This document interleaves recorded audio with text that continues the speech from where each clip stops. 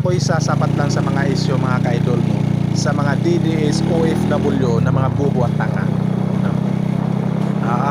Sigaw sila ng sigaw dyan sa ibang bansa, sa labas ng ICC, na gusto nila palabasin si Digong nyo. Ang tanong, yayaman ba kayo sa ginagawa nyo dyan?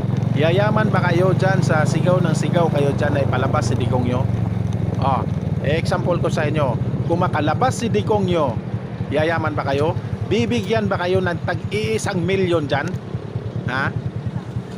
Hindi. Manatili pa rin kayong DDS OFW na mga bobo at tanga. Yan ang totoo. Sigaw kayo ng sigaw dyan na ipalabas si Digong nyo. Yayaman ba kayo? Bibigyan ba kayo ng tag-1 milyon ni Digong? Baka patayin pa kayo. Baka patayin pa kayo ni Digong. Sige, ngayon malapit na ang remittance nyo. Yung sinisigaw nyo na mag zero remittance kayo, i-try nyo ngayon. Malapit na mag remittance kayo. I-try nyo ngayon mag zero remittance kayo. Huwag nyong takutin ang gobyerno. Matakot kayo na walang makain ang pamilya nyo dito sa Pinas.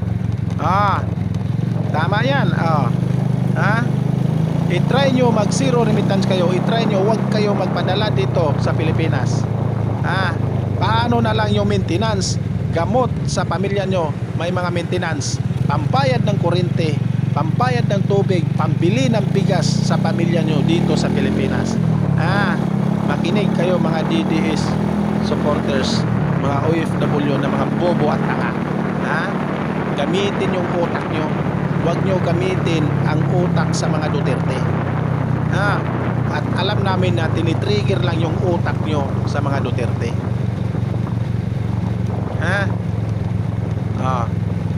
Sige.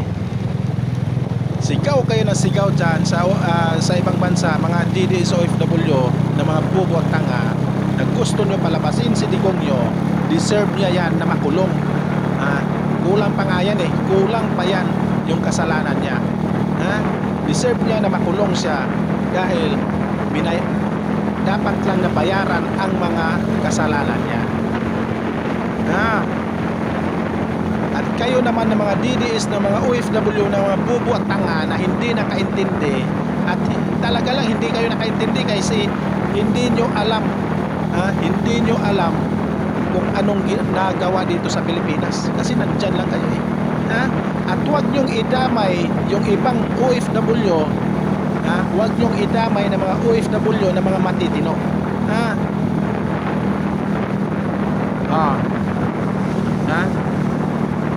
Yung mga DDS OFW na mga bubo at tanga lang, huwag kayo mandamay. Kawawa naman. Ito, kung mag zero remittance kayo, kung lumabag kayo sa batas sa gobyerno, ito,